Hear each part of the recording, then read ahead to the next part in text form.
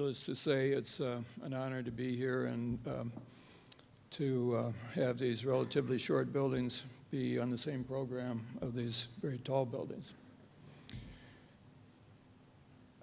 As I think has been alluded to in these other presentations, it takes a big team to put a building together, and this one was no exception. I'm sure that most of you are very familiar, at least with where Abu Dhabi is, but here's as a reference point on the Arabian Sea. This is the island that the project was placed on, which is in the backwater of the sea, and the gridded area is the Abu Dhabi downtown. Here we've rotated the island just to allow it to be a little bit larger, so north is to the left. And I think all architects like to start out saying how important the context is. As you can see here, we were dealing with pretty much a blank piece of paper. It's an island with virtually nothing on it except a road. It was a competition. The goals of the competition were to create a new business center for Abu Dhabi. There was the word very prominently in the brief that it should be iconic and that these should be world-class office buildings. That was one part, and then there were the details. 4 office buildings, 2 of them 15 stories, 2 of them 20 stories. A stock exchange, some retail, and parking for 5,000 cars. The island had been master planned, and the center portion here is what was allocated for the new business center. There's another context, which is kind of what's in people's minds. And in Abu Dhabi at that time, 3 of the more prominent buildings that have been identified as and winners of competitions or major commissions and clearly identified as being iconic were these 3 buildings, which was kind of the background that we entered the region. Iconic is, I guess there are different ways to look at it. I look at architecture is the one thing that separates it from sculpture is that there should be a function associated with it. It's not just a question of how it looks, but how well it works at the same time. So we were pretty much determined from the beginning to look at the project in a slightly different way. And we took the master plan and rotated the buildings, and so they were all going in an east-west direction, giving the most favorable exposure with respect to the sun, minimizing the east and west orientation of the building. We wanted to have more of a free form for the stock exchange and somehow bring the water, the sea into and engage the building. And then we had the parking on each side of the project. This was kind of an early image.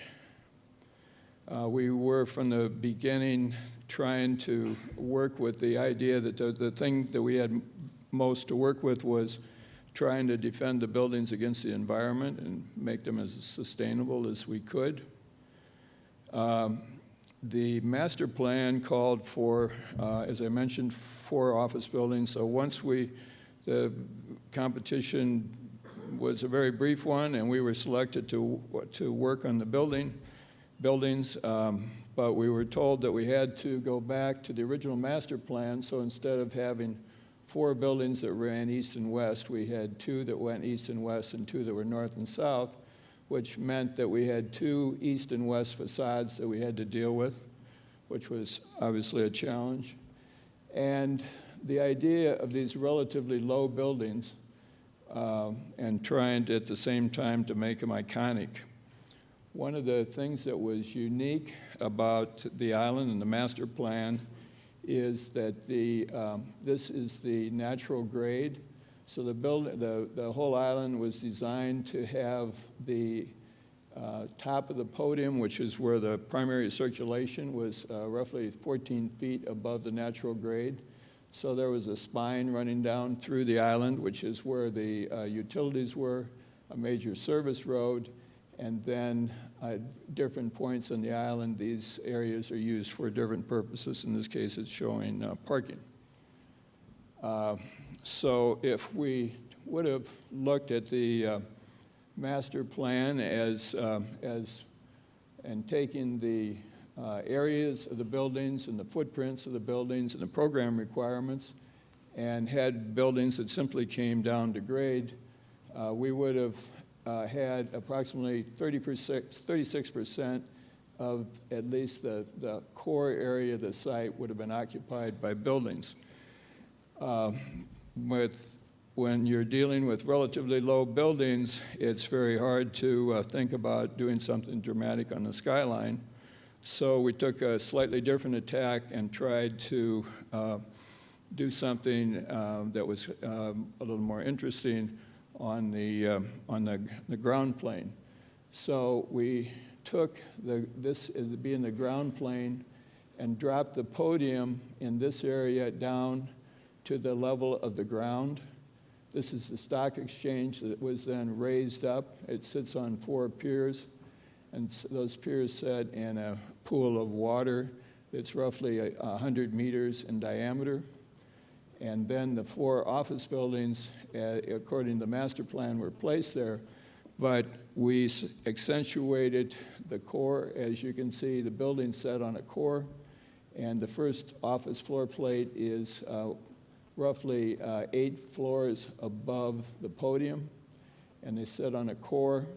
And on the ground plane, then, the enclosed area is about 18%, and those enclosed areas are all enclosed with glass except for the core, which is where the elevators and stairs are, and so that is 8%. So in a way, we are really opening up the ground plane and trying to make a sort of a public area that ties all the buildings together.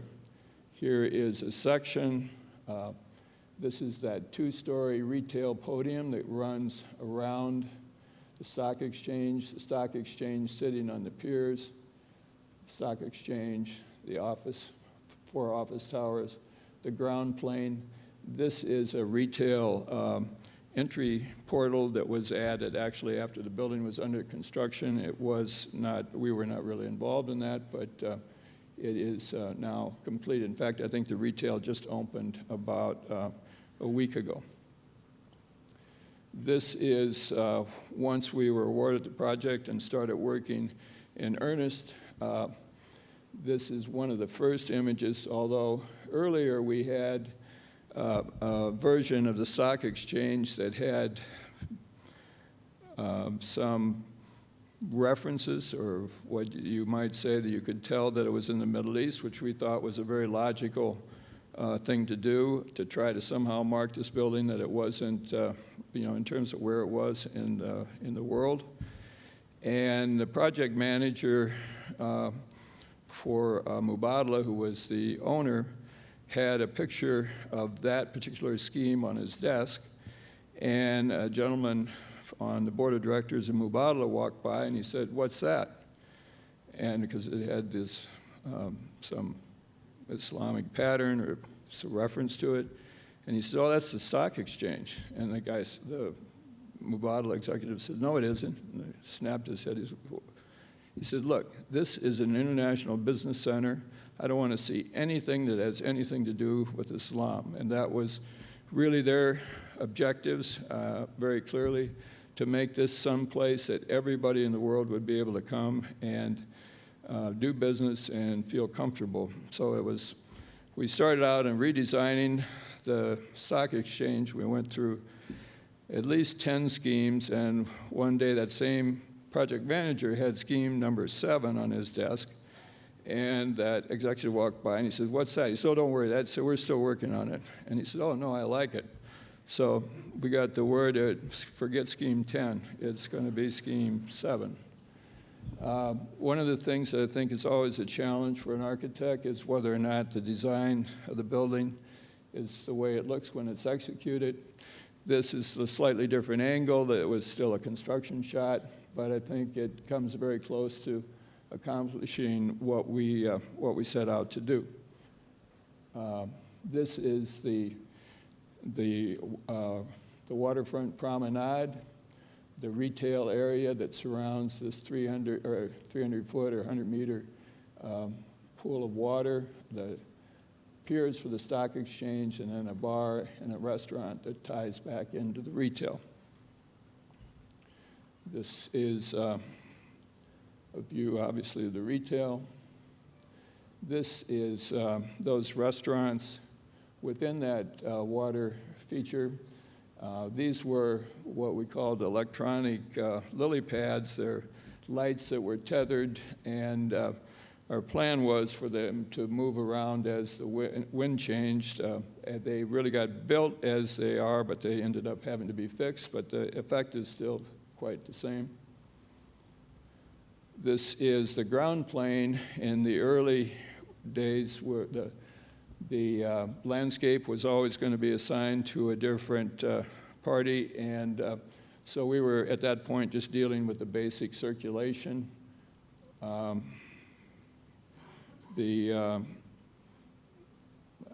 just fast forward, but you can see the drives, the entry to the stock exchange and the 4 office buildings. This is the upper level of the stock exchange. Our involvement in the stock exchange was primarily just the basic planning and the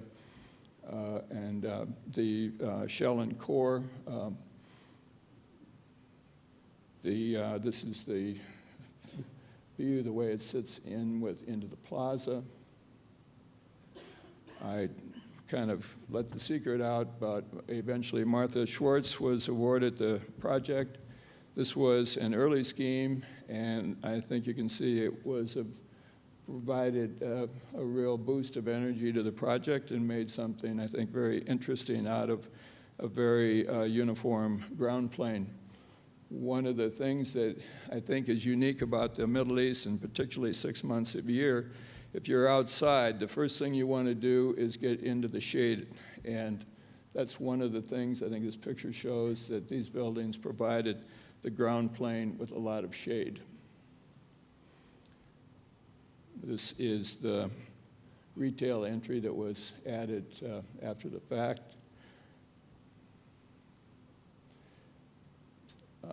Some of the landscape forms. Once again, I think you can see the amount of shade that's created around these entries. This was, just in terms of the scale of the original intent. This is, I think, kind of an interesting view in terms of this is the landscape, human figure, and then the lobbies, lobby entries. The lobbies are entered here and here. You go around the backside, and then these are the 3. Each building has 3 elevator banks. And this kind of shows what I think we were trying to do, which is have the building hit the ground in as minimal a way as possible.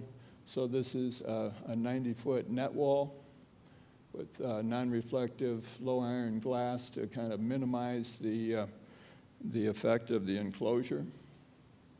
This is that space from the inside.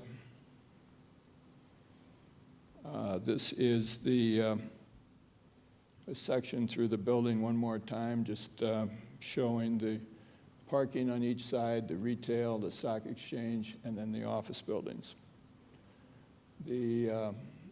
This, to give you some scale, the roof of the stock exchange is the equivalent of a football field, including the end zones, or a soccer field, depending on what you're most familiar with. As you can see, the office buildings are all extremely simple, center core buildings. The enclosure is just this area, so these are the doors. You enter, going in each of the elevator banks.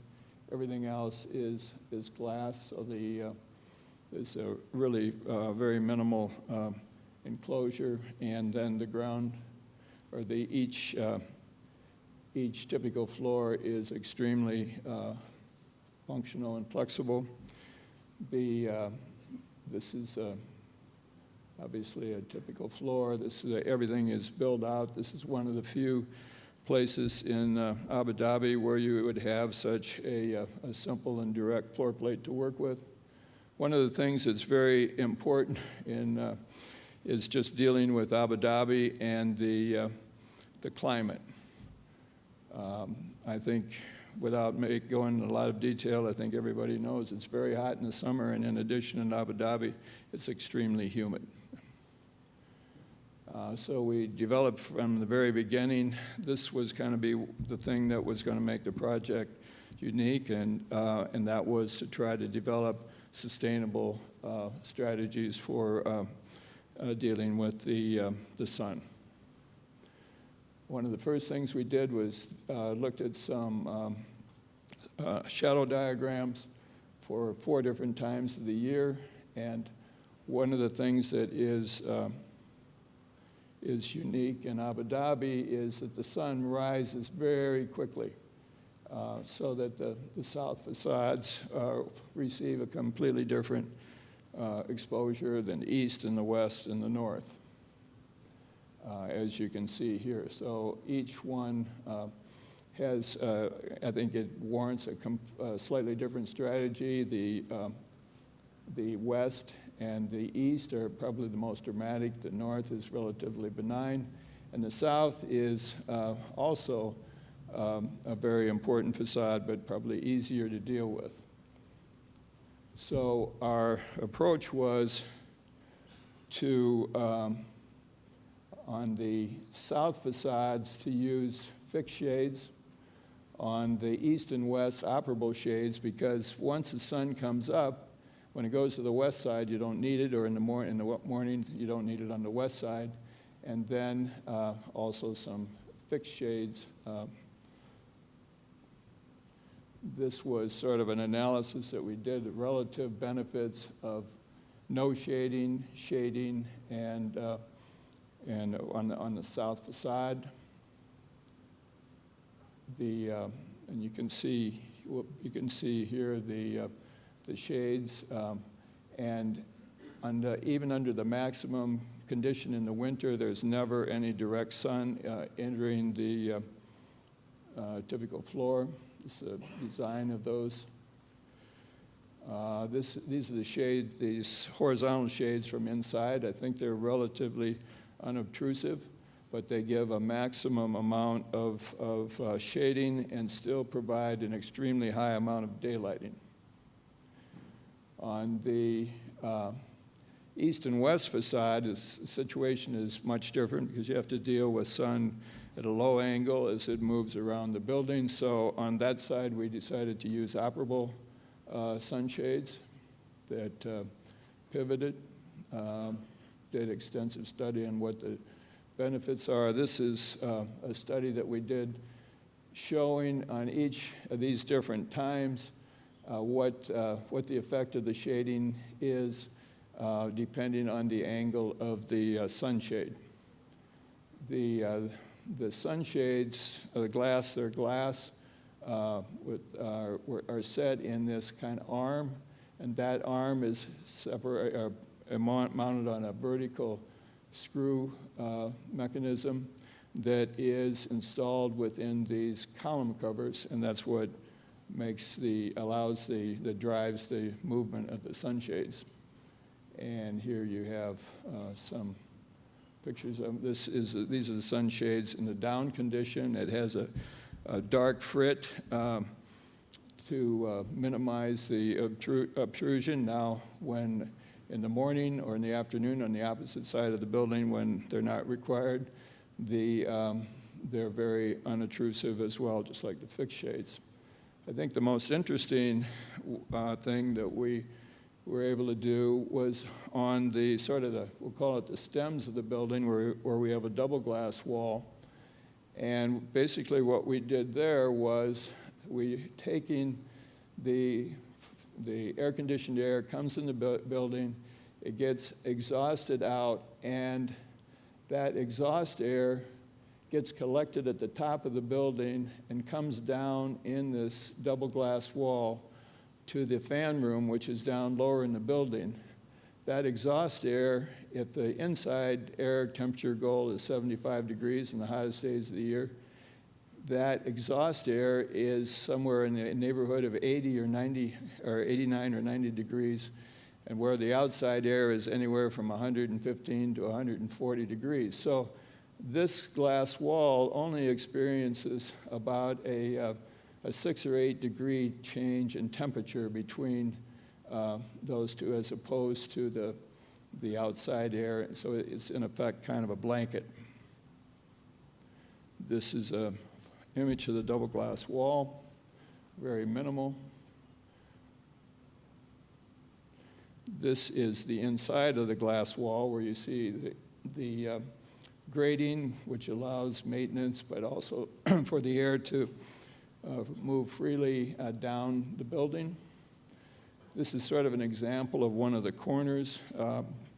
These shades are all automated up and down for the whole building. So let's say in the afternoon, when the sun comes around to that side of the building, the blinds automatically come down. They're horizontal. As the sun goes around, they rotate. When it's necessary, they completely block out the sun, but there's always still a view to the north. And then after the sun goes down or gets to the point where it's not a problem, or it's on the other side of the building, they go back up. There were obviously a lot of other strategies that we incorporated. One was for the water feature to use the condensate return, which has to be discharged anyway, as the source of water for the water feature. The statistics there are kind of interesting. That evaporation rate is the equivalent of having a typical garden hose running full blast 24 hours a day. So that condensate, which has to be returned anyway, it was, I think, a good use of that gray water. The lighting is all photo controlled. To take maximum, the lights are dimmed according to the conditions of the daylighting that enters the building. The building was pre-certified and recently certified as gold.